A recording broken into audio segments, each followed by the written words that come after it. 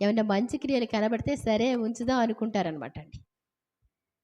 కాబట్టి మంచి క్రియలు అనేటువంటివి మనం నేర్చుకోవాలి. దేవుడు చెప్పిన ప్రతి మంచి కార్యం చేయడానికి సిద్ధంగా ఉండాలి. ఎవరికైనా మంచి చేస్తే, ఎవరికైనా సరే మంచి చేస్తే ఏం చేస్తాడు దేవుడు?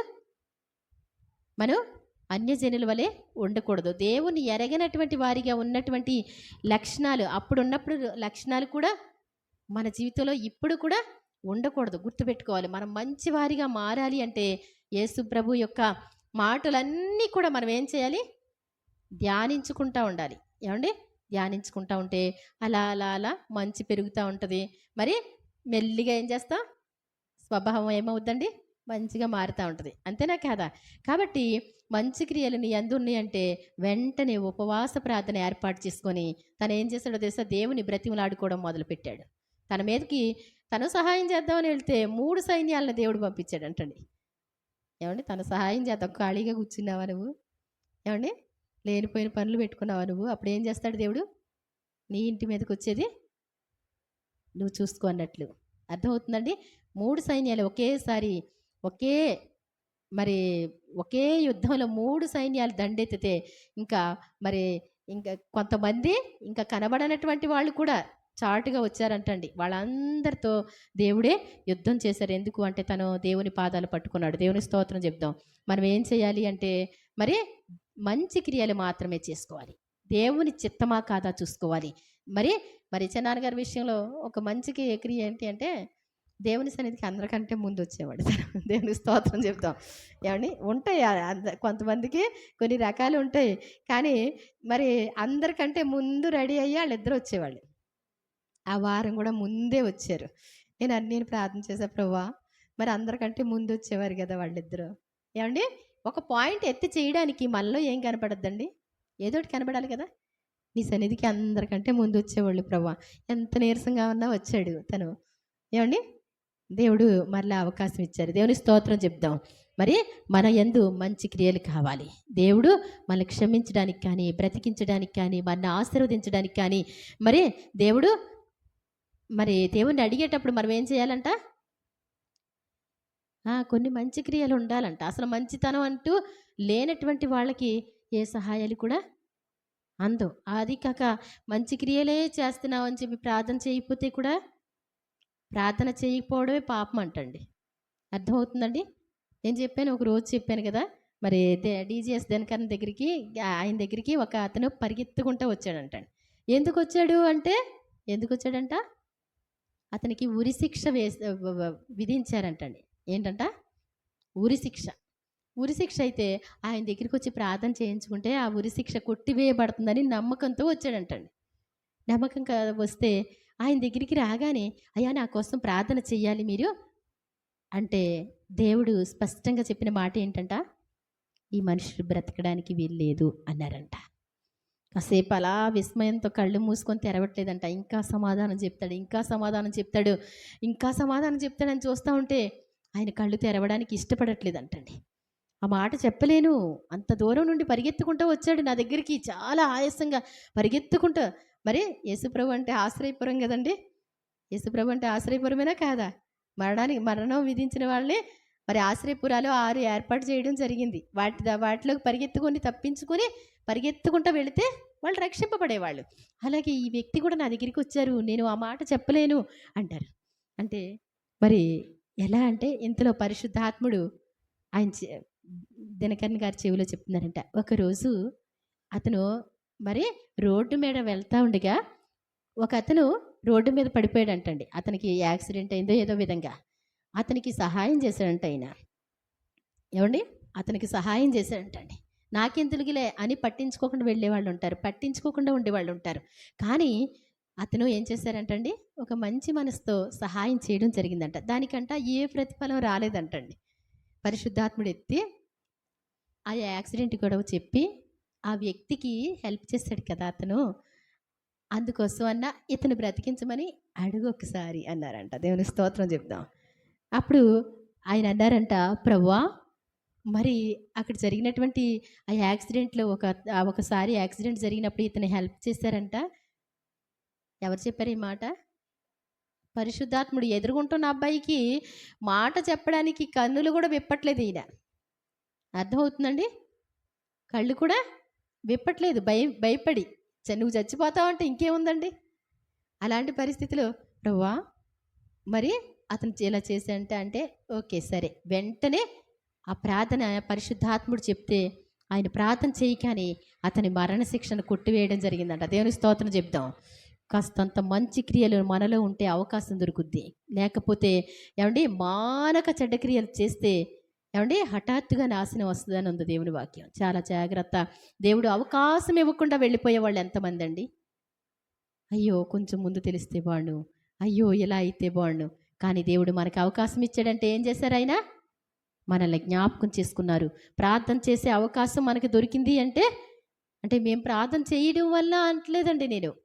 తప్పకుండా ప్రార్థన చేస్తే జరుగుతాయి, కాదంటలేదు. కానీ దేవుడు అవకాశం ఇచ్చి ఆయన చేయించుకుంటేనే ఆ ప్రార్థన మీకు అంతా ఆయనదే సంకల్పం, మాదేం కాదు. ఆయన ప్రార్థన చేయడానికి అవకాశం ఇస్తేనే మేము ప్రార్థన చేయగలం కదా. కాబట్టి నిజంగా ప్రతి ఒక్కళ్ళం కూడా మరి చిన్ని పాపమైనా వద్దు, నిర్లక్ష్య వైఖరి అస్సలు వద్దు. ఇప్పుడు ఫస్ట్ రాబట్టి తన ప్రాణానికి ఏమైంది ఏమండి? మొదటిగా రావడం ఏంటంట?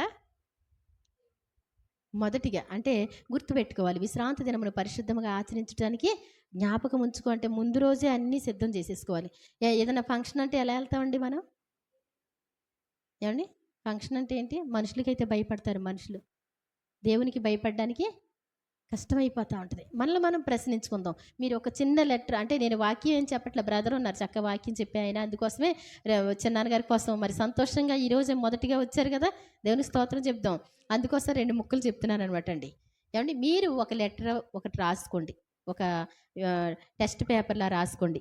ఏమండి 10 మార్కులకే రాసుకోండి. అందులో మీరు ప్రతి విశ్రాంతి దినమున ఏమండి దేవుని సన్నిధికి వెళ్ళటం, ఏమండి అందరినీ క్షమించడం, లేకపోతే అందరికీ సహాయం చేయడం, ఇలాంటివి పెట్టుకోండి. మీకు ఎన్ని మార్కులు వస్తాయో మీకు మీరు వేసుకోండి, ఎవరు వేయనవసరం లేదు. మీకు ఏ ప్రశ్నలు దేవుడు ఇస్తాడో మనసుకి రాసేయండి, ఎదట వాళ్ళకి రాసినట్టు రాయండి. ఏమండి మీ ఎగ్జామ్లో మీరు పాస్ అయితే ఏమండి అంతేనా కాదా? పాస్ అవ్వకపోతే ఏం చేయాలి? పాస్ అవ్వకపోతే ఏం చేయాలి చెప్పండి? చదవాలా? మళ్ళీ చదువుకుని ఇంకోసారి పెట్టుకోండి. ఏమండి కాబట్టి చదువుకోవడం అంటే ఏంటంటే సరి చేసుకుందాం. మనం దేవునిలో ప్రతి విషయంలో సరి చేసుకుందాం. ఈ లోకంలో మనకంటూ ఏమీ లేదు. ఈ రోజున వచ్చాయంటే వెళ్ళిపోవాలి మనం, అవునా కదా? దేవుని పనులకు మాత్రమే మనం బ్రతికున్నామని నిర్ణయం తీసుకొని దేవుని పనులు చేయడానికి ఇష్టపడడం, అంతేకాని ఆయన పని మన పని తర్వాత కాదు. ఆ మాట నేను సొంతంగా చెప్పట్లేదు. దేవుడు ఏమంటారండి? మొదటిగా ఆయన పనులు చేయాలంటే ఏం చేయాలి? ఏ వాక్యం ఆధారం చెప్పండి? నీ పూర్ణ హృదయంతో, పూర్ణ ఆత్మతో, పూర్ణ బలంతో, పూర్ణ వివేకంతో, పూర్ణ జ్ఞానముతో ఏమండి ఈ దేవుడైన యెహోవాను ఏం చేయాలంట? ప్రేమించాలి, అవునా కదా? మన పిల్లల కంటే ఎక్కువ ప్రేమిస్తావా? బంధువర్గాల కంటే ఎక్కువ ప్రేమిస్తావా? ఏమండి అందరికంటే ఎక్కువ భయపడతావా? ఒకసారి మనం ఆలోచిస్తే మనకు అర్థమవుద్ది. మనల్ని దేవుడు ఎంతో ఇష్టపడుతున్నారు. చిన్న ఒక్క మంచి పని ఉంటేనే బ్రతికి ఉంచడానికి ఇష్టపడితే మన దగ్గర కొన్ని మంచి పనులు ఉంటే మనకి తప్పకుండా ఏం చేస్తారు? ఆయన ఏం చేస్తారు? మంచి పేరు ప్రఖ్యాతిని ఇస్తారు, ఆశీర్వాదాలు ఇస్తారు, దీవెనలు ఇస్తారు. అదంతా ఆయన కృప. బ్రదర్ పాడినట్టు ఆయనకి మనకి అసలు సంబంధం ఏంటండి? నేను కొన్ని ఈ కవితలు రాసుకునేదాన్ని. ఏమండి మంటి పురుగు మిన్నల్లి నా మరి నా దేవునికి ఒక ప్రేమలేఖ రాసిందన్నట్టు రాసుకునేదాన్ని. ఆయన ఏంటంటండి ఆకాశ మహాకాశలు ఆయన్ని పట్టజాలు, ఆయన మాట వింటే దెయ్యాలు పారిపోతాయి, సముద్రాలు ఎండిపోతాయి, అవునా కాదండి? మనకి ఆయనకి ఏంటండి? కానీ వెంటబడి ప్రేమిస్తున్నటువంటి ప్రేమ ఎందుకు అంటే నరక శిక్ష నుంచి తప్పించడం కోసం, తన ప్రాణాన్ని పెట్టి ఆయన రాజ్యంలో సంతోషంగా ఉండడం కోసం. ఆయన రాజ్యం ఎంత అందమైనటువంటి రాజ్యం, దానికోసం ప్రాకులాడాలి. ఈ రోజున ఎక్కడ చూసినా మరణాలే, ఎక్కడ చూసినా పెద్ద సేవకులందరికీ పెద్ద పెద్ద పరీక్షలు వస్తున్నాయి కదా, నార్మల్ పరీక్షలు కాదండి. నేను చూస్తే ఆశ్చర్యం అనిపిస్తుంది. ఏమండి ఒక చిన్న అమ్మాయికి ఏమండి 12 సంవత్సరాలు, మరి మా లెక్క కూడా 12 సంవత్సరాలు పెళ్ళి అయ్యేసరికి ఏమండి భర్త చనిపోయేసరికి, మొన్న తనకు కూడా మరి సుజాతారాయ్ గారు అమ్మాయి అనమాట అండి.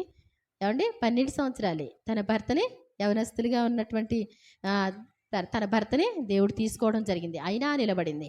పాస్టర్ గారికి 2 కుమారులు తీసేసుకుంటే నిలబడ్డారు. 3 కోట్లు పెట్టి చర్చి కడితే అది కాలిపోతే వాళ్ళు నిలబడలేదా? ఎక్కడ చూసినా సరే భక్తులన్న వాళ్ళని దేవుడు నిలబెట్టుకుంటున్నాడు. మనం నిలబడగలమా? పరీక్షలు వస్తే నిలబడగలమా? గుర్తుపెట్టుకుందాం. ఈ రోజు నుంచి ఆ పరీక్షల్లో కూడా దేవుడు మరి ఓన్లీ ఆశీర్వాదాలే కాదు, మరి కాలం చాలా అంతమైపోయే పరిస్థితిలో ఉంది. మన పౌరస్థితి పరలోకమందు ఉందని గుర్తుపెట్టుకొని మనం జాగ్రత్తగా ఉండడం నేర్చుకుందాం. దేవుని సన్నిధి అంటే ఇంకా మంగళవారం అమావాస్య ప్రార్థన ఉందన్నమాట అండి. మంగళవారం నైట్ అమావాస్య ప్రార్థన ఉందన్నాను. ఆ మాట ఎవరి చెవిలో పడిందో వాళ్ళందరూ మిస్ అయ్యారు. ఎందుకంటే మంగళవారం ఉంది కదా! ఏవండి? అంతేనా కాదా? మంగళవారం అమావాస్య ప్రార్థన ఉంది కదా! చాలా జాగ్రత్త. మీ ఇష్టం అండి. మాకేంటి అంటే ఏవండి, ఎవరున్నా లేకపోయినా, ఏమున్నా లేకపోయినా దేవుని సన్నిధికి వచ్చి ప్రార్థన చేసుకోవడం మాకు నేర్పించాడు అంతే. అంతేకాని మరి వచ్చారనుకోండి ధన్యులు. అవునా కాదా? మీ పనులు ముగించుకొని వస్తే దేవుడు 1000 దినాల ఆశీర్వాదాలు ఇస్తారు. అంతేకాని మరి ఇంకొక రోజు ఉందిగా మానేద్దాములే. ఏవండి? మరి మనం అది పరిశుద్ధ సంఘపు దినం అని ఉంది. మన సొంత జ్ఞానాన్ని ఉపయోగించవద్దు, కానీ దేవుడిచ్చే ఆశీర్వాదాలు పోగొట్టుకోకుండా జాగ్రత్త పడాలని చిన్న మనవి చేస్తున్నానండి. మరి మన మధ్యకి మరి నాకైతే తెలియదు ఎప్పుడు కూడా, ఆయనంతటా ఆయన దిగి వస్తూ ఉంటే పాస్టర్ గారు అనేసి వందనాలు చెప్పాను. ఏవండి? ఆ తర్వాత అన్నయ్య గారు తెలుసండి, స్తోత్రం అక్కలు తెలుసని వాళ్ళ దగ్గరికి వెళ్తూ ఉంటాను. ఇక్కడ ఆస్పాక మరి అబ్రహాం గారి దగ్గరికి వెళ్ళినప్పుడు కూడా ఇక్కడ ఒక సిస్టర్ గారు కూడా మందిరం కట్టారని చెప్పారు. నేను రావడం జరిగిందండి అని చెప్పారండి. మరి ఆయన రావడం మరి సంతోషమే. దేవునికి స్తోత్రం చెప్దాం. నేను దేవుని సేవకులను ఎందుకు ఇష్టపడతాను అంటే ఏమండి, దేవుని సేవకులు అంటే దేవుడు కోత విస్తారంగా ఉంది, పనివారు కొద్దిగా ఉన్నారని దేవుడు ఎదురు చూస్తూ ఉన్నారు. ఏమండి, మనకి ఏదైనా పని ఉందనుకోండి, అది పాడైపోతుంది అనుకోండి, ఎవరన్నా వచ్చి హెల్ప్ చేస్తే ఎలా ఉంటుందండి? ఎలా ఉంటుంది? చాలా సంతోషం. అందుకే ఆయన ఏం చేస్తారంటే 9 గంటలకు వచ్చిన వాడికి ఒకటే కూలంట, 12 గంటలకు వెళ్ళిన వాడికి ఒకటే కూలంట, ఏమండి 3 గంటలకు వెళ్ళిన వాడికి ఒకటే కూలంట, 5 గంటలకు కూడా వెళ్ళిన వాడికి ఒకటే కూలి. ఎందుకని? పాడైపోయేదాన్ని బాగు చేసుకుంటా మరి రావడం చకచకా చేశారనుకోండి, ఎంతో సంతోషం. ఇందులో ఒక విశేషం ఏంటి అంటే అబద్ధ ప్రవక్తల గురించి జాగ్రత్త పడండి. అబద్ధ ప్రవక్తలు వాళ్ళు గొర్రెల చర్మాలు వేసుకొని ఏమండి లోపల క్రూరమైన తోడేళ్ళు అంటారు. దేవుని సేవకులంటే సూపరే లెక్క. ఏమండి కోతలో పాల్గొనే ప్రతి ఒక్కరిని బట్టి దేవుడు సంతోషిస్తాడు. బిలాము నోట దేవుని మాటలు ఉండే అంటండి, అవి దీవిస్తే దీవెన, శపిస్తే శాపం అంటండి. అలాంటి దైవజనుడు అయినటువంటి ప్రవక్త అయినటువంటి బిలాము ఏం చేశాడండి? సోదె సొమ్ముని చూసి ఏం చేశాడంట? దేవుని మాటను మార్చేశాడు. దేవుని ప్రజలకు విరుద్ధంగా మాట్లాడడానికి నోరు తెచ్చాడు. దేవుడే ఆపేశారు, తన నోట దీవెనలు ఇచ్చారు. కాబట్టి దేవుడు అలాంటి వాళ్ళని చూసి చాలా బాధపడతారు తప్ప నిస్వార్థంగా దేవుని సేవకు వస్తే ఏ చిన్న తలాంతు దేవుని కోసం వాడినా దేవుడు ఎంతో సంతోషపడతారండి. కాబట్టి మరి నేను అంటూ ఉంటాను ఏంటంటే, వెళ్తా ఉన్నాం అనుకోండి, ఒక బైబిల్ బ్యాగ్ తగిలించి ఆయన పాస్టర్ ఏమో వస్తారు అంటాను. ఏమండి, నిజంగా కొంతమంది ఏంటండి దీనంగానే తిరుగుతూ ఉంటారు.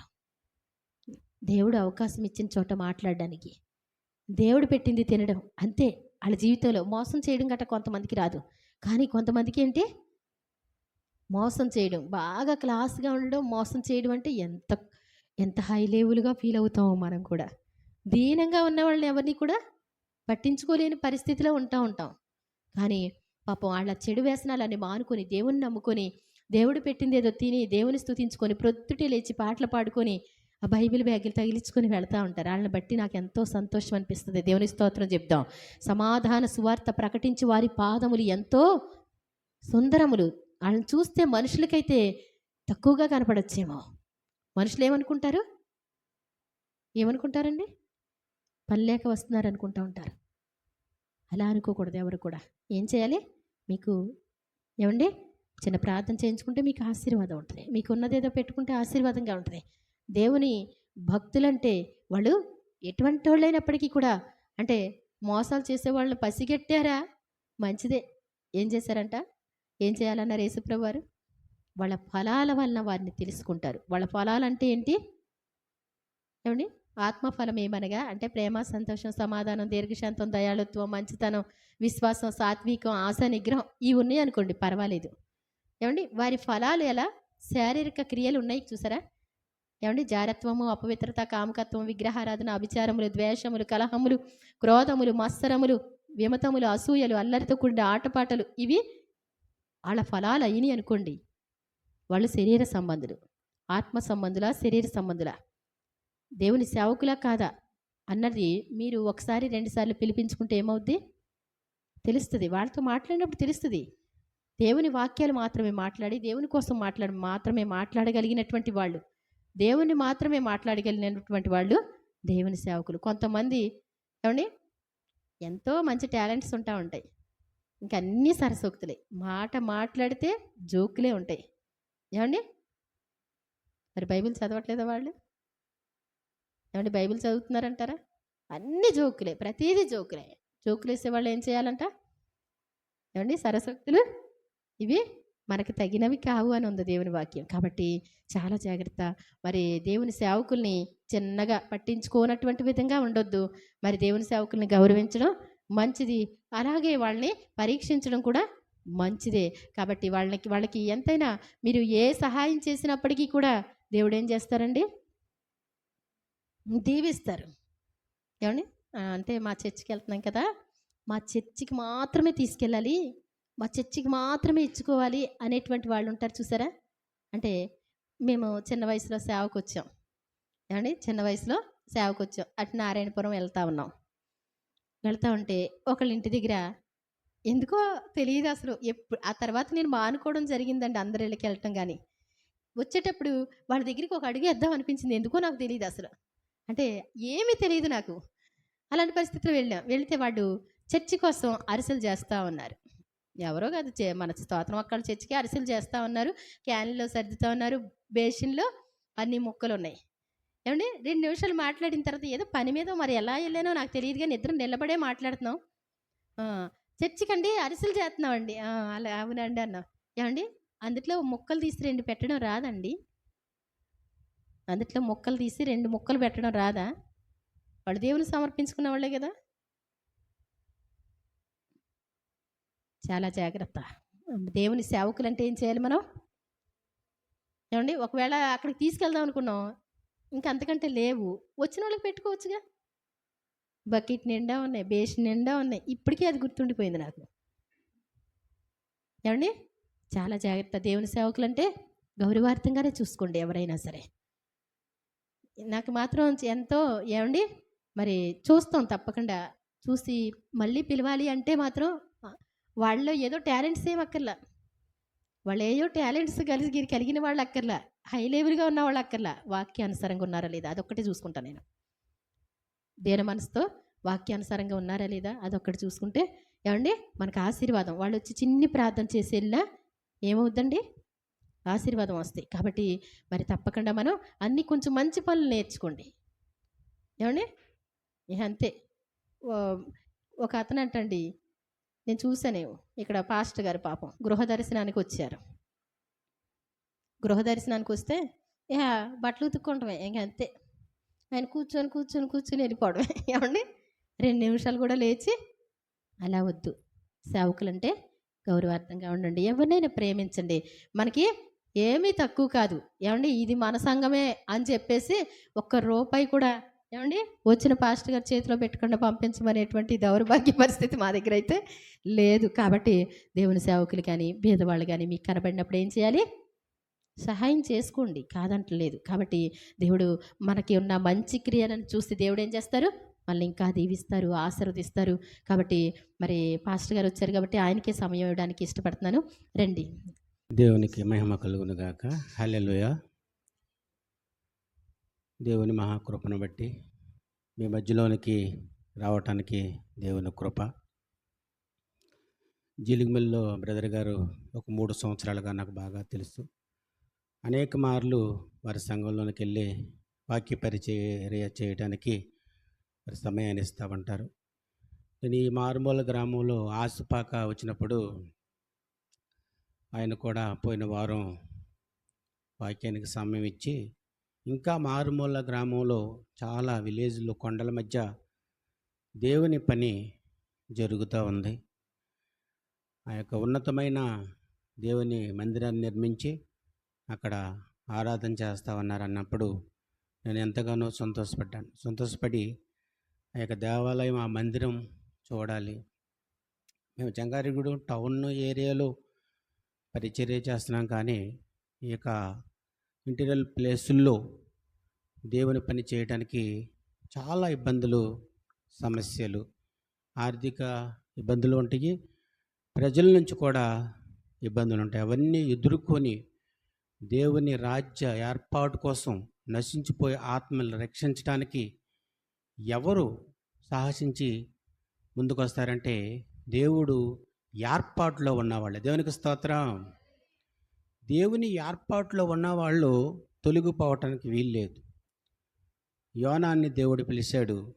నువ్వు నినివే పట్టణానికి వెళ్ళి సువార్త ప్రకటించమన్నాడు.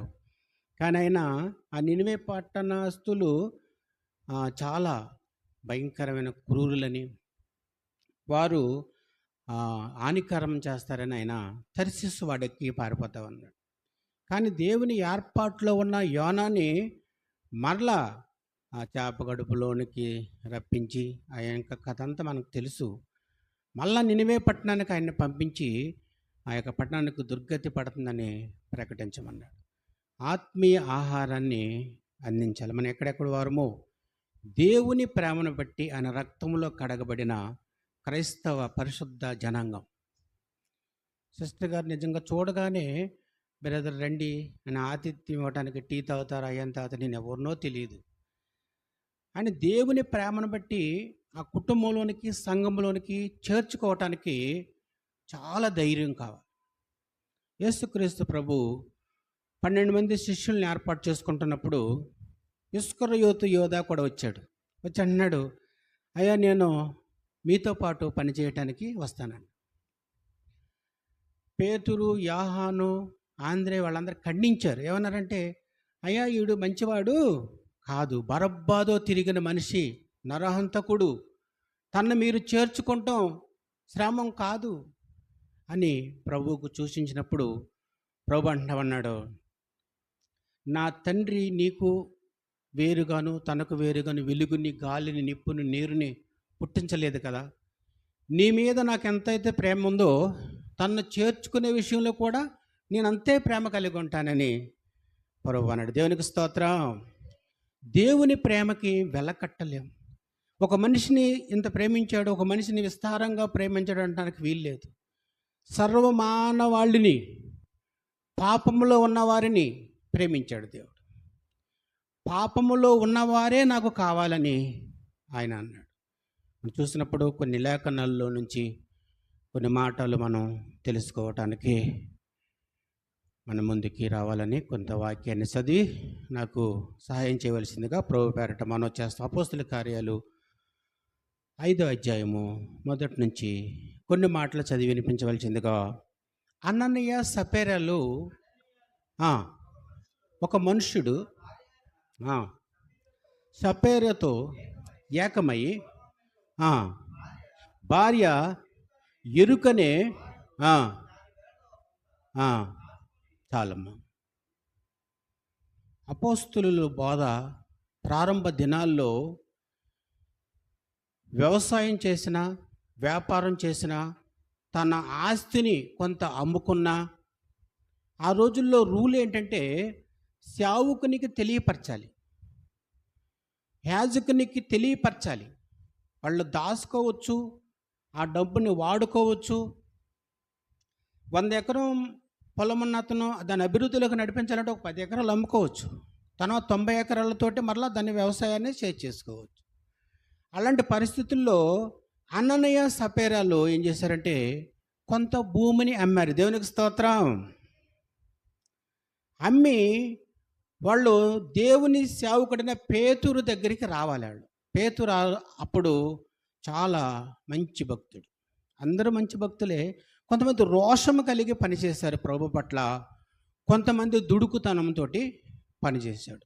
పేతురు కూడా దుడుకుతనంతో పనిచేస్తూ ఉండేవాడు, అవనమ్మకంతో ఉండేవాడు. ఏమన్నాడంటే, ఈ ఆస్తులు, కుటుంబము అవన్నీ విడిచిపెట్టి ప్రభువా నిన్ను వెంబడిస్తున్నాము, మాకేంటి, మాకేం కలిసి వస్తుంది అని చాలాసార్లు ప్రభువుని అడుగుతూ ఉంటే ప్రభు అన్నాడు, పేతురు, ఇహలోకమందు నీవు 2 పూటల భోజనం వస్త్రహీనుడు అవ్వవు, కానీ పరలోక రాజ్యంలో నీకు ఒక సింహాసనం ఉంటుంది అన్నాడు. దేవునికి స్తోత్రం. చాలామంది భక్తులు ఉన్నారు, కానీ పాత నిబంధనలో కాలంలో మరి ఈ 12 మంది యేసుక్రీస్తుని వెంబడించిన శిష్యులకి ఆయన రాజ్యములో సింహాసనం ఉంటుందని ఆయన చెప్పారు. ఇక్కడ అననీయ సపేరాలు కొంత ఆస్తిని అమ్మి తని సేవకుడైన వాడికి తీసుకొచ్చి చూపించాలి. అయ్యా, మేము ఇంత అమ్ముకున్నాము, దీనిని కొంత మేము అభివృద్ధికి వాడుకుంటా ఉన్నాము, కొంత నువ్వు పరిచర్యలోనే ఉపయోగించుకోమని ఇవ్వాలి.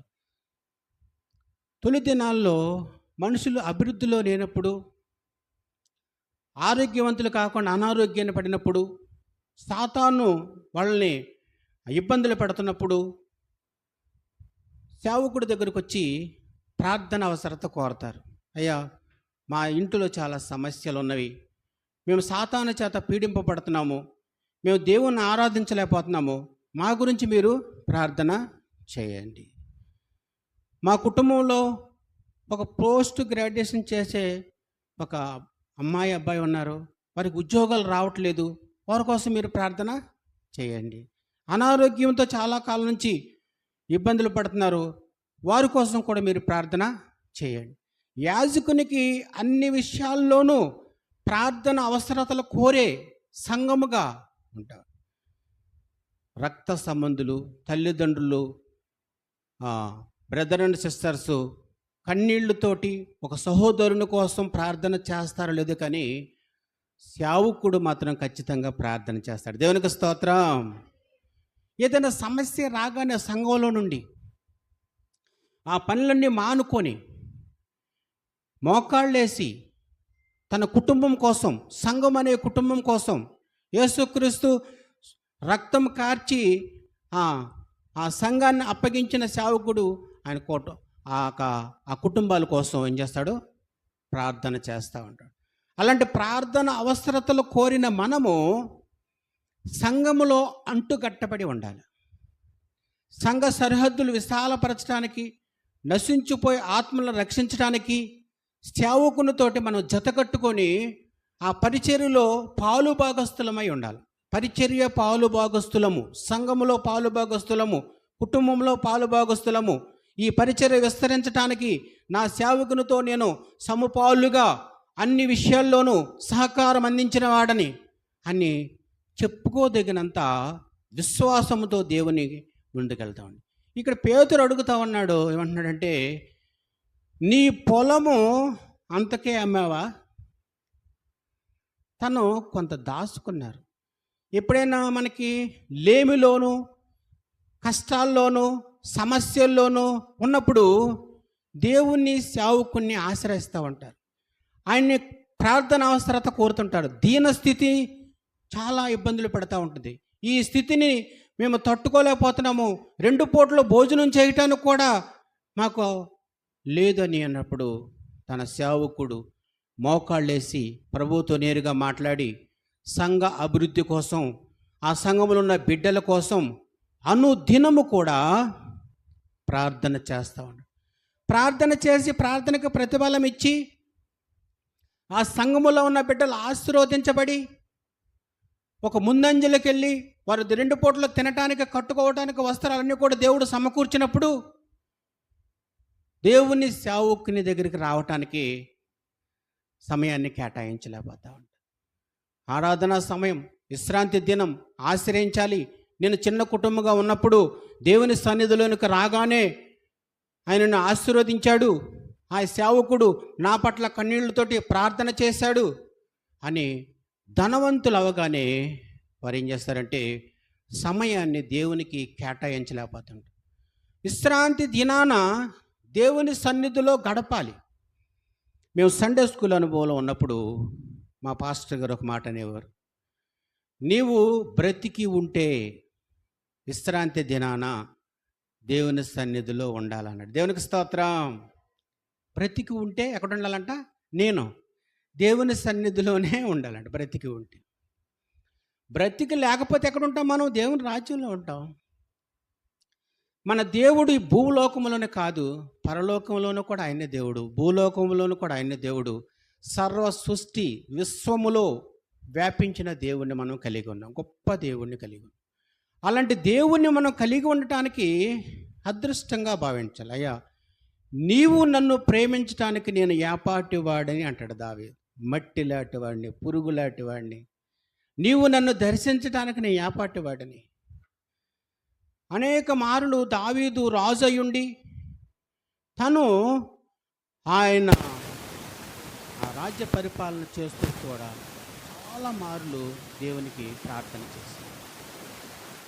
ప్రార్థన ప్రతి సమస్య నుండి మనిషిని విడిపిస్తావు. ప్రార్థన శక్తి. ఇక్కడ అననీయ సపెరాలు ఆస్తిపరులయ్యారు. దేవుణ్ణి పట్ల పరిశుద్ధాత్మ దేవుణ్ణి మోసపెట్టారు. ఆస్తిపరులు కాకపోతే బాగానే ఉన్నారు, కానీ ఆస్తిపరులు అయిన తర్వాత దేవుణ్ణి విడిచిపెడతారు. ఆస్తిపరులు కావాలని ప్రార్థన చేసింది ఎవరు? వాళ్ళు కూడా ప్రార్థన చేస్తున్నారు. దేవుణ్ణి మోసం చేయడానికి కాదు, సమృద్ధిగా జీవించడానికి, సమృద్ధిగా భోజనం చేయడానికి, వస్త్రాలు కట్టుకోవడానికి, సమాజంలో గౌరవంగా ఉండటానికి క్రైస్తవ జీవితము చాలా రోషం కలిగి ఉంటుంది. పౌరుషంతో దేవుని వెంబడించాలి. మన దేవుడు యూదా గోత్రపు సింహం. అలాంటి సింహము రక్తంలో కడగబడిన మనము సింహము పిల్లలుగా పౌరుషం కలిగి జీవించాలి, భక్తిలో జీవించాలి. ఇక్కడ తోడు ఎలీషా ఏలియా ఒక చోటుకి వెళ్ళినప్పుడు, మా ఇంటికి ఒట్టు వెళ్తున్న దైవజనుడు ఈశ్వరుడు కాదంట, భక్తి కలిగిన దైవజనుడు. దేవునికి స్తోత్రం. భక్తి కలిగిన దైవజనులై ఉండాలి, భక్తి కలిగిన దేవుని బిడ్డలై ఉండాలి. ప్రతి విషయంలో కూడా భక్తిని మనం చూసుకోవాలి. ఇక్కడ పేతురు అంటున్నాడు, నీవు పరిశుద్ధాత్మ దేవుని ఎందుకు మోసం చేస్తున్నావు? నీవు ఇంతకీ అమ్మానని చెప్పొచ్చు కదా. పరిశుద్ధాత్మ దేవుని మోసం చేస్తే ఎంత నష్టమో నీకు తెలుసా అనగానే వెంటనే భర్త చనిపోయాడు, వెంటనే అబద్ధం అనడానికి భార్య చనిపోయింది. చిన్న విషయంలో ధనవంతులైనంత మాత్రాన దేవుణ్ణి విడిచిపెడితే వచ్చే ప్రమాదము మనం ఊహించాలి. నీ ధనం ఎక్కడుంటుందో నీ ప్రాణం అక్కడే, నీ మనసు అక్కడే అని అంటాడు. ధనం దగ్గరే ఉంటుంది. అందుకని ప్రభు అన్నాడు, ఏ పూటకి ఆ పూట నీ భోజనాన్ని అడుగు. ఆకాశ పక్షులు అవి తవ్వుకోవు, పుట్టుల్లో సమకూర్చుకోవు, వాటిని పోషించేవాడును నేను, అంతకన్నా నువ్వు శ్రేష్టమైనవాడు కదా.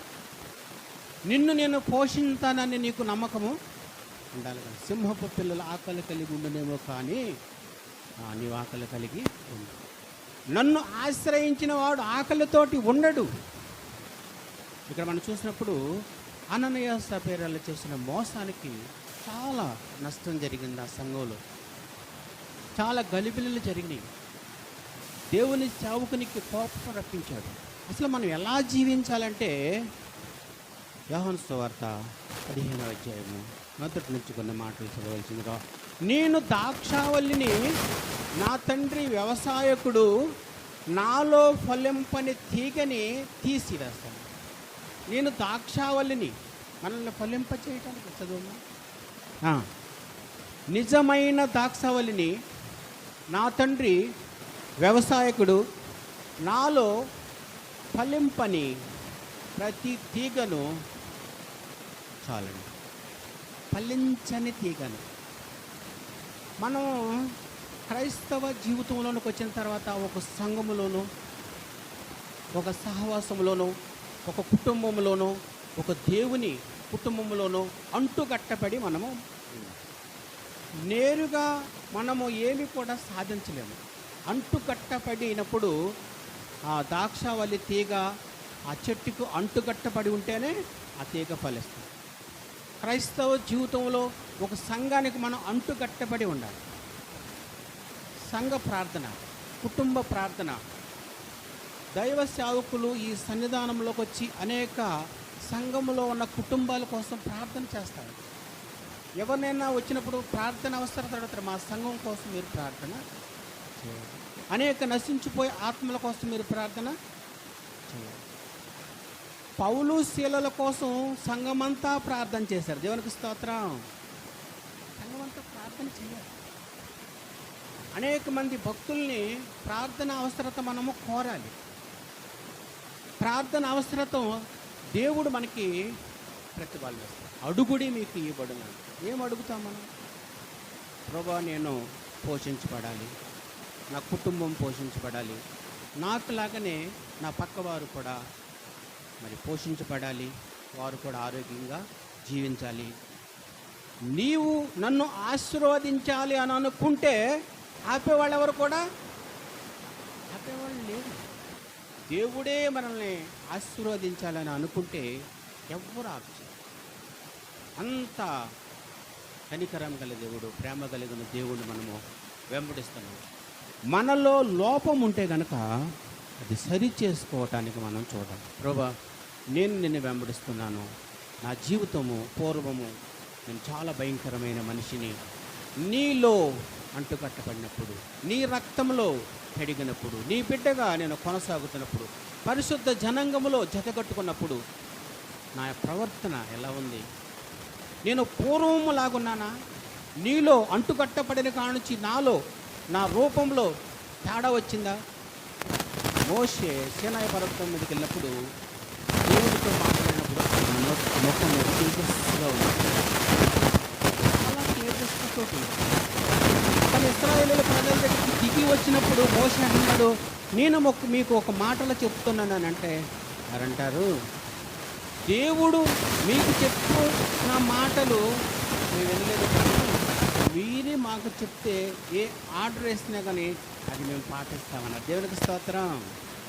దేవునితోటి మోషే మాట్లాడారని ప్రజలు తెలుసుకున్నారు.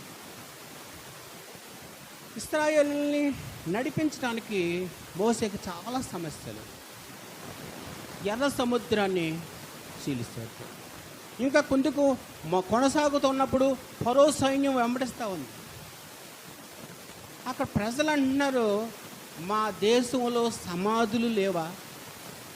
సమాధులు లేక ఈ సముద్రంలో మమ్మల్ని ముంచడానికి నీవు తీసుకొస్తున్నావా? చాలాసార్లు చావుకుడి మీదకి కష్టాలు, ఇరుకులు, ఇబ్బందులు, సమస్యలు, ఎవరికో ఇబ్బంది అయిన ప్రార్థన చేసినప్పుడు వారికి ఇబ్బంది. అన్ని విషయాల్లోనూ కూడా యాజక ధర్మాన్ని పాటించే ఆ భక్తుడు దేవుని పట్ల విజ్ఞాపన చేస్తూ, వారు ప్రజల్ని కాపాడుతూ, ఈ ప్రార్థనా జీవిత కుటుంబాలను కాపాడుకుంటూ, తన్ను కాపాడుకుంటూ ఈ వ్యవస్థను ముందుకు తీసుకెళ్ళటానికి ఎంతగానో కష్టాలు పడతారు. దేవుని పనివారిని, పనికి రాని వారిని పిలవలేదు. దేవునికి మహిమ కలుగునుగాక. పనికొచ్చేవారిని పిలిచాడు. పేతురుని పిలిచాడు. వల వేసుకొని చేపలు పడితే చాలా చేపలు పడి ఆ చేపలతోటి పోషించుకునేవాడు. ఎలీషా 12 నాగళ్ళ వ్యవసాయం చేసేవాడు, తను పోషించుకోబడేవాడు. ఒక రోజున ఏలియా ఆరోహణం అవుతూ ఉంటే ఎలీషాని తన దుప్పట పడి పరిచర్యకి రమ్మని అంటున్నాడు. పరిచర్యలో కొనసాగుతున్న ఎలీషాకి ఒక రోజున ఇంటికొచ్చి చూస్తాడు, ఆ నాగళ్ళు, కాళ్ళు, మోకులు అవన్నీ కనపడతా ఉన్నాయి. తను గుర్తు తెచ్చుకుంటా ఉన్నాడు, నేను పూర్వము చాలా వ్యవసాయం చేసేవాడిని కదా నేను. అప్పుడు దేవుడు తన హృదయ అంతరంగమును ఎరిగినవాడు అంటున్నాడు, ఎలీషా, నీ నాగలు, దుక్కు, మోకుళ్ళన్నీ కూడా ఇవాళ నువ్వు పని నిలబెట్టు. దీనికి ఎంత కూడా మనకు ఇస్తాడు అంటే చిత్తం ప్రభా, అబ్రహాము అంటే చిత్తం ప్రభా, చిత్తమే, ఇంకా ఏం చేయను నేను. నువ్వు లెగిసి నేను చూపించే ప్రాంతానికి వెళ్ళు. అబ్రహాం 12 అధ్యాయాలు అంటాడు, వెళ్ళిపోవటమే. పేతురు అంటే ఈయన రావటమే. అందరూ ఏస్కేలు, నిన్ను ఒక లోయలోనికి పంపిస్తున్నాను. అది మామూలు లోయ కాదు, ఎముకలతోటి నిండిపోయిన ఒక లోయలోనికి నిన్ను పంపిస్తాను. ఎందుకు పంపిస్తావు ప్రభా? కొంత మంచి ఏరియాకు నన్ను పంపించవచ్చు కదా. అక్కడ టౌన్ ఏరియాలో నేను పరిచర్య చేయాలనుకుంటున్నాను, అన్ని సౌకర్యంగా ఉంటుంది. అలా కాదు, నువ్వు కొండలలో, లోయలలో, జన సంచారం లేని కాడ, భయం కలిగిన కాడకు నువ్వు వెళ్ళి అక్కడ నశించిపోయే ఆత్మలను నీవు రక్షించు. భయం కలిగిన కాడ, ఇక్కడ భయమే లోయ. ఒక మనిషి యెహెజ్కేలు లేచి ఆ ఎండిపోయిన నరాలు ఎముకల్లో లోయలోనికి దిగి అప్పుడు అంటున్నాడు ప్రభు, ఎముకలకి నీవు నరాలు, కండ, ఆ ఆ చర్మము, రక్తము, మాంసము ఇవన్నీ నువ్వు పుట్టించగలవా? చిత్తం ప్రభు. నేను ఆ ఎముకల్లో కొట్టుకుంటా ఉన్నాను, టక టక టక టక టక. ఆ లోయలో ఎవరున్నారంటే దేవుని సేవకుడు దిగి నిలబడి ఉన్నాడు. ఎంత భయానకం! ఎవరున్నారు దానికి ఆదుకోవటానికి? బంధువులు ఉన్నారా? ఎవరైనా స్నేహితులు ఉన్నారా? తల్లిదండ్రులు ఉన్నారా? యెహెజ్కేలు భయపడుతూ, ప్రభువా నేను ప్రార్థన చేస్తున్నాను, నీ పక్షాన నేను ఉంటాను. ఈ ఎండిపోయిన ఎముకలకి నీవు నరాలు, కండ, రక్తము, మాంసము అవన్నీ పుట్టించి నీవు సజీవులుగా చేయగలవా? జీవించుచున్నావన్న మాత్రము, పేరు మాత్రము నీకుంది, కానీ నువ్వు మృతుడవే. మనం మృతులమే. జీవించుచున్నామనే పేరు మాత్రం ఉందంట, మనం మృతులము. పౌలు అంటాడు, ఈ శరీరాన్ని నేను విడిచి నీ దగ్గరకు చేరుకున్నంత వరకు కూడా నేను ఈ శరీరముతో ఉన్నంత కాలం కూడా నేను పాపిని అన్నాడు. పాపులలో ప్రధానుడని అన్నాడు పౌలు భక్తుడు. ఈ శరీరము నాలో ఉన్నంత కాలము నేను నీకు దూరంగా ఉన్నాను. మనిషి హృదయము ఎప్పటికీ చెడ్డదేనండి. ఆదికాండంలో నరుని హృదయము వ్యాధి గలది, ఘోరమైన వ్యాధి గలది. అయినప్పటికీ మనుషుల్ని ప్రేమిస్తానే ఉన్నాడు దేవుడు. మనుషుల పట్ల ప్రేమ చూపిస్తానే ఉన్నాడు. తన ప్రేమ చాలా విలువైన, తన ప్రాణము, రక్త మాంసాలు, రక్తాన్ని సిందించి తన ప్రాణం పెట్టిన ప్రేమ. ఎవరు కూడా అంత ప్రేమ ఎవరు పెడతారు? తల్లిదండ్రులు కొద్ది వరకు ప్రేమ చూపిస్తారు, ఒక రోజు, రెండో రోజు మామూలుగానే ఉంటారు. మన దేవుని ప్రేమ మనలో ఉంది. మనము యెహెజ్కేలు అన్నాడు, నీవు ఎండిపోయిన ఎముకలకు నరాలు, సత్తువ, రక్త మాంసాలు పుట్టించి నా రాజ్యములకు చేర్చాలంటే చాలా కష్టం. సంఘాన్ని నడిపించాలంటే చాలా కష్టమైన పని. ఒక విశ్రాంతి దినాన్ని ఆచరించడానికి నేను ముందుగానే వచ్చాను. ఇదంతా శుభ్రం చేయటం, సువాసన వెదజల్లటానికి, ప్రభు ఆయన్ని ఆహ్వానించటానికి. ప్రభువా నీవు ఈ మందిరంలోనికి రా, నిన్ను ఆరాధించటానికి నీ ప్రజలు వస్తావన్నారు. వారందరికీ నీవు తోడుగా ఉండు. వారి సమస్యలు, ఇరుకు, ఇబ్బందులు, వ్యాధి, బాధ, కఠినమైన పరిస్థితులు, అంధకార చీకటి శక్తులు, వాటన్నిటి నుండి నువ్వు విడుదల చెయ్యి. వారిని సంపూర్ణ ఆరోగ్యవంతులుగా చెయ్యి.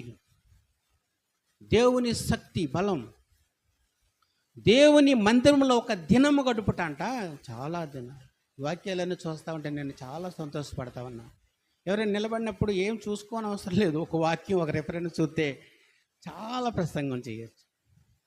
చాలా రెఫరెన్స్లు, కొంత రెఫరెన్స్లు దేవుని మహిమార్థమై చూపించి ప్రసంగం చేయగలను.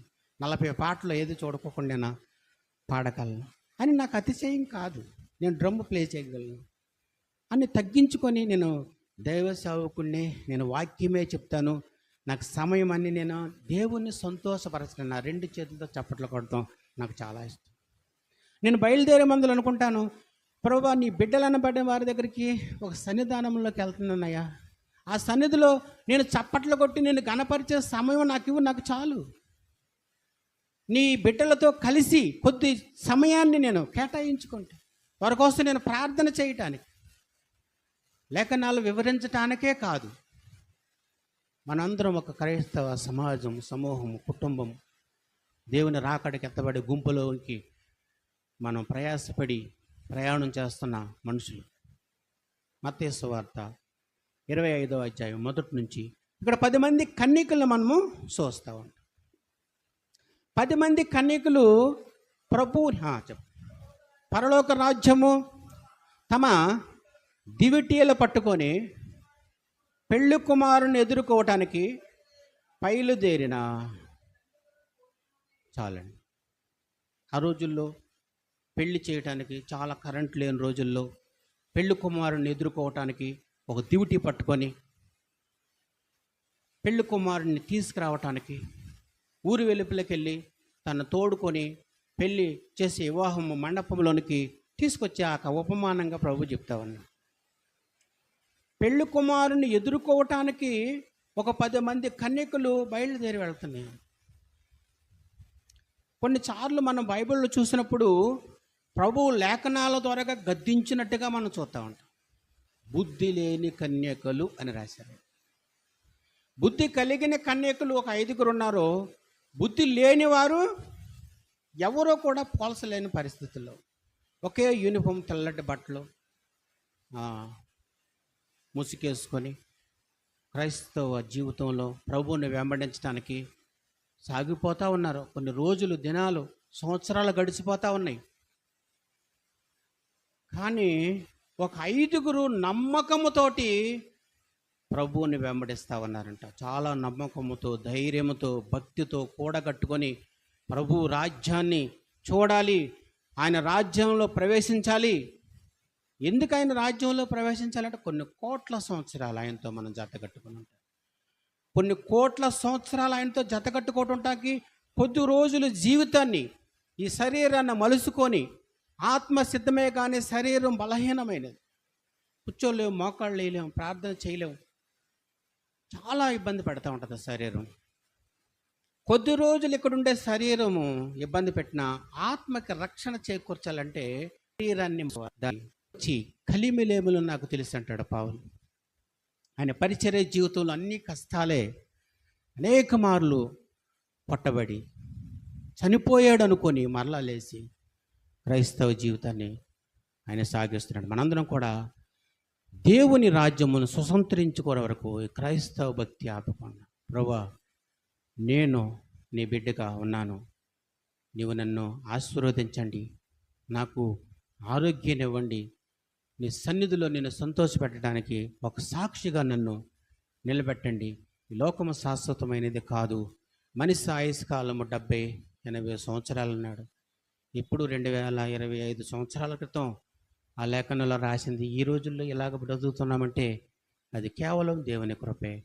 నువ్వు ఇచ్చిన ఆరోగ్యం, ఆయుస్సు, సమృద్ధికి ఇక్కడ జీవించడానికి బలహీనుడిని కాకోకుండా పౌలు అన్నప్పుడు అంటున్నాడు, నీవు ఎప్పుడు బలహీనుడవో అప్పుడు నా కృప నీ మీదకి వస్తాడు. దేవునికి స్తోత్రం. మనం బలహీనులుగా ఉంటే నష్టమేంటి? ప్రభువా నేను బలహీనుడిగా ఉన్నానంటే ఆయన కృప వెంటనే వస్తుందంట. మనం నేను బలహీనుడని అంటే అప్పుడే నువ్వు బలవంతుడు. నీ కృప నాకు చాలని పౌలు భక్తుడు చాలా రోషం కలిగి ఆయన పనిచేశాడు. మనందరం కూడా దేవుని సమూహంలో ఉన్నాము, ప్రార్థన చేసుకోవాలి, ఇతరులకి మాదిరిగా నిలబడాలి. మనము క్రైస్తవ జీవితాన్ని వెంబడించి ఆయన రాజ్యాన్ని స్వతంత్రించుకోరకు ఈ పరుగు బంధం ఆపుకోకుండా క్రైస్తవ జీవితం కొనసాగించాలి. ఈ కొద్ది మాటలు దేవుడు దీవించిన గాక. ఆమేన్. చిన్న ప్రార్థన చేసుకుందాం. మహాపరిశుద్ధుడ, జీవం కలిగిన తండ్రి, నీ నామానికి వందనాలు, స్తోత్రాలు చెల్లించుకుంటున్నాం ప్రభా. మేము ఎక్కడెక్కడ వారమో మీకు తెలుసు. మీ లేఖనాలని వివరించడానికి, నీ బిడ్డలైన వారికి ఆత్మీయ ఆహారం అందించడానికి నీ లేఖనాల్లో ప్రభా అనేక మాటలు చూపించి మరి ఆత్మకి రక్షణ, శరీరానికి సత్తువ, అలాగే ప్రభా నీ రాకడికి ఎత్తబడే గుంపులోనికి చేర్చడానికి ఈ ప్రాంతంలో పరిచర్య చేయడానికి ఏర్పాటు చేయబడిన నీ యొక్క కుమార్తె, తనకు అండగా మీరు నిలబడండి. అనేక అద్భుతాలు, ఆశ్చర్యాలు, స్వస్థతలు జరిగించండి. ఈ ప్రాంతంలో ఏవైతే చేస్తే వారు నిన్ను ఆశ్రయిస్తారో మీరు తెలిసినదే. స్వస్థతల ద్వారాగా మరి ఆర్థికంగా వెనకబడిన వారు సమృద్ధిగా భోజనం చేయడానికి కావలసిన వనరులు ఏర్పాటు చేయండి. ఈ పరిచర్యని నానాటికి నూరంతలుగా ఫలింప చేయమని, మీ దాసురుల కండగా మీరే నిలబడమని, ఈరోజు వచ్చిన వారందరూ వాక్యమిని ఆ వాక్యానుసారంగా జీవించడానికి కావాల్సిన కృపను అందించమని, నన్ను కూడా మీ చేతులకు అప్పగించుకున్న ప్రయాణంలో తోడుండమని, వెన్నాడెళ్తున్న సంఘానికి ఇగో ప్రభు యొక్క సహవాసానికి మీరే నూరంతలుగా ప్రతిఫలం దయచేయమని, ప్రార్థన ఆలకించమని యేసు నామమున అడిగి వేడుకొనుచున్నాము తండ్రి. ఆమేన్.